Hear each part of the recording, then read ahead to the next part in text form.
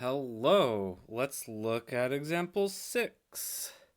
This is another one that's kind of the same idea as examples 1 through 4, but these are key ideas. We're going to talk about linear independence and the null space is a span and how that's related to writing one of the columns as a linear vector of the other ones, etc.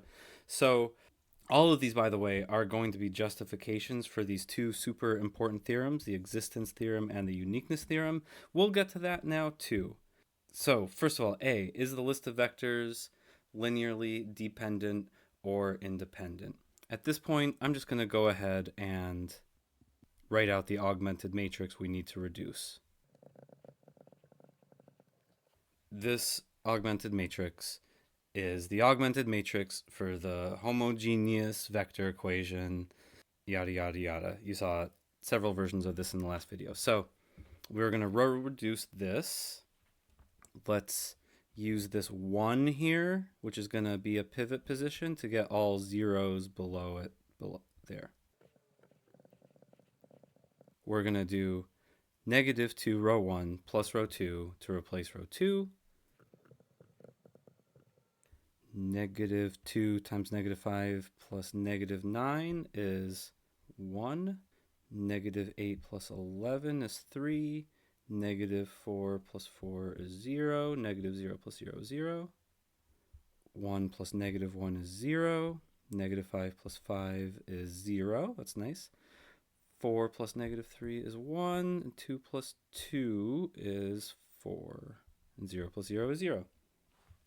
Okay, so we're in row echelon form at this point, so we can see where the pivot positions are going to be. We can now use these to add multiples of them to clear away the stuff up here to get it into reduced echelon form.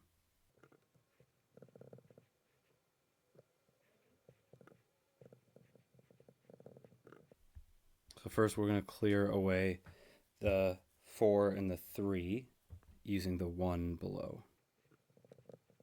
Having these zeros here is nice because when we go backwards, we're just adding 0, so we're not messing up the other parts. There we go. Then we're going to do 5 times row 2 plus row 1 to replace row 1.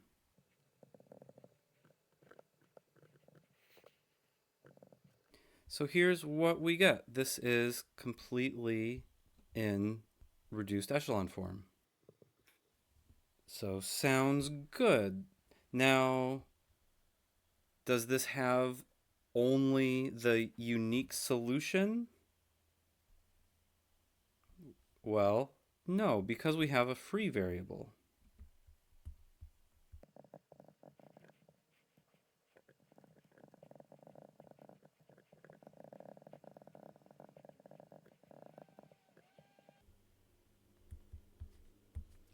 So the list of vectors is linearly dependent. So that's A. Can you write the null space of A as the span of some vectors? Yeah, we saw how to do that with the other examples. This was sort of codified in this block of text here, but we get this all the way to reduced row echelon form like we did. And solve this system of equations for the basic variables in terms of the free variables. So these are the 3 equations. We just want to write what is the vector x. That is a solution of this homogeneous equation. Well, it has all these variables as components. And we can write x1 as 74 x4, x2 we can write as 12 x4, x3 is 4 x4, and x4 is just x4 doing its thing. And so yeah, you can write that as x4 times 74, 12, 4, 1. And x4 can be any real number, so the set of all solutions like this is just the span of this vector. Cool beans. Part C says, can you write one of the columns as a linear combination of the preceding columns? Really briefly, let's just remember what Theorem 1.6 says about this. Well, we have a linearly dependent set of vectors, so one of them can be written as a linear combination of the others. Specifically, if it's linearly dependent and the first vector in the list is not 0, which was true with what we had, then some vector after the first one is a linear combination of the preceding ones. And so, yeah, let's just say yes based on the theorem.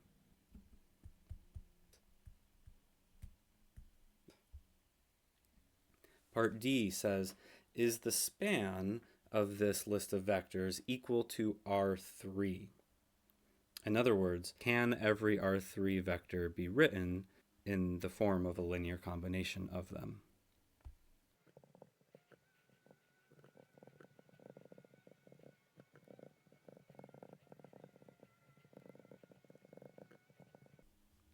In other words, given any vector in R3, does this vector equation have a solution for the coefficients x1, x2, and x3? And I'm going to say yes. And the way we can tell is the same idea as what we did a couple pages ago over here with this one. We noticed there was no way to have a pivot position in the rightmost column because this vector equation can be written in the form of an augmented matrix like we've been doing. And if we were to row reduce this, in order to get echelon form over here, we would be doing the same sequence of row operations that we did over here. It's just that we have some stuff in place of the y's right now. I don't know what's over here. It's going to be some combination of y1, y2, and y3. But yeah, our original matrix also has pivot positions in those points because that's what pivot positions means. And again, Theorem 1.2 says this equation is consistent because there is no pivot in the rightmost column of the augmented matrix. There's no way to get an equation that says like 0 equals something non-zero because there's no way to get a 0 on the left-hand side of this equation.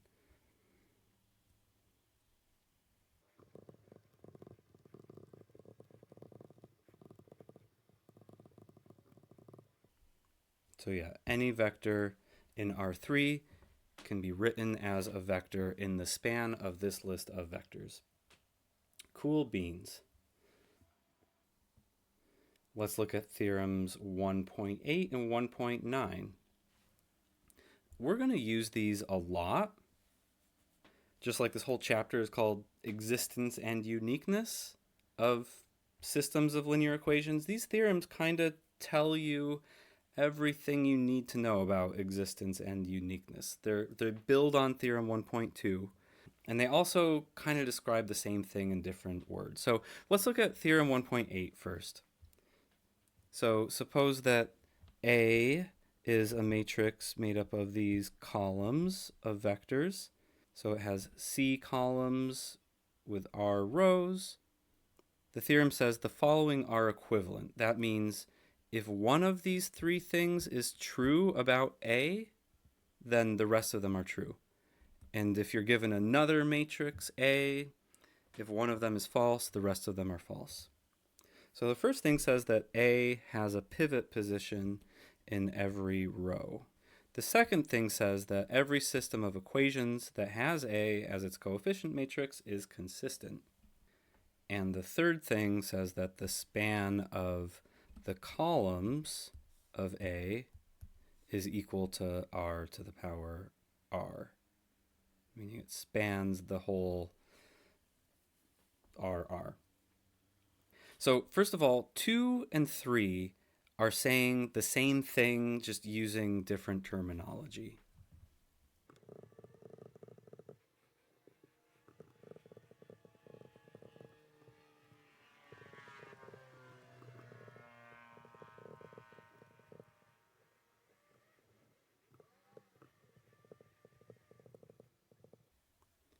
So both of them are saying that for any y1 through yr vector in RR, there's a solution to this equation. So vectors in the span are vectors that can be written like this, right? And we're saying that anything in RR can be written like that.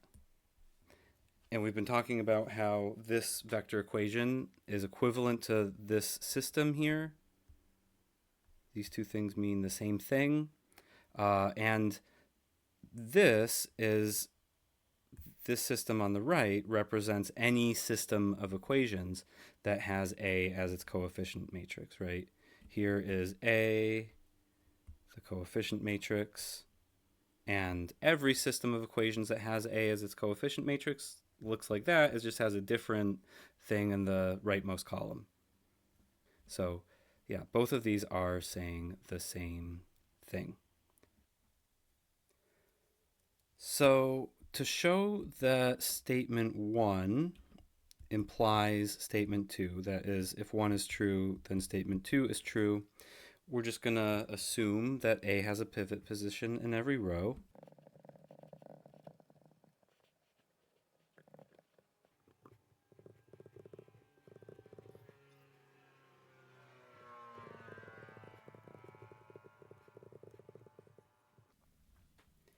And we want to show that any system of equations that has A as its coefficient matrix is consistent. So any system that has A as its coefficient matrix can be written as an augmented matrix like so. Now, this augmented matrix here can't be reduced to a reduced row echelon form matrix that has a pivot in the rightmost column, because if it could, you'd have a reduced row echelon form matrix equivalent to A on the left, with like some row of zeros in the A part, and then some non-zero thing here. And this part would be row reduced echelon form equivalent to A, but A only has one reduced row echelon matrix equivalent to it. So, yeah. Now, of course, we're saying by theorem 1.2, this represents a consistent system. So we've got that part. Next, we're going to show that 2 implies 1 by contrapositive. The contrapositive of this statement, that if 2 then 1, is if not 1 then not 2. So we're going to assume that 1 is not true, that we have a matrix A that doesn't have a pivot in every row. That means that A is row equivalent to some matrix B that is in reduced echelon form, and B must have a row of all zeros at the bottom, because that's what you've got to have if you do not have a leftmost non-zero entry in the bottom row. It's got to be all zeros in B. Now we can show that B is such that you don't always have a consistent system. So if you take all zeros and then something non-zero like 1 as like the y vector on the other side, that system has no solution. And that is row equivalent to some A y, where y is whatever you get when you do the backwards row operations to go from B to A. And this also has no solution. So what we're showing is that there exists a y vector such that you get a system of equations that has A as a coefficient matrix where that system is not consistent. So 2 is not true, and we are done with the proof. We've shown that 1 is equivalent to 2, doing the contrapositive for one of the directions, and just by definition, 2 and 3 are the same. Okay, so, all right, let's look at theorem 1.9. Let's suppose that we have an R by C matrix. This is about the uniqueness of solutions. So for existence of solutions, you need to have a pivot position in every row. This is the same idea. It's just about columns. And if you have a pivot position in every column, this tells you about like the uniqueness of the homogeneous equations solutions. So let's prove it. First of all, parts 2 and 3 say the same thing. They're both saying the only solution of the homogeneous equation is x equals 0. We're going to show that 1 implies 3, and then later show that 3 is equivalent to 1. So we know these are the same. We're going to show that these are the same, or are logically equivalent. Okay, so first of all, we're going to suppose that A has a pivot position in every column. That means the augmented matrix with 0, the 0 vector on the right side, is going to have a pivot position in every one of the columns that goes with a variable, because that's what the coefficient matrix is. And so theorem 1.2 says that this has a unique solution. And of course that solution is x equals 0. And that means you have a linearly independent list of vectors. There's only the trivial solution. Let's show that 3 implies 1. So we're assuming the columns of A are a linearly independent list of vectors. That means the system with this augmented matrix here has the unique solution. And again, by theorem 1.2, part 2 says that A cannot have non-pivot columns, because if it did, there would be an infinite number of solutions.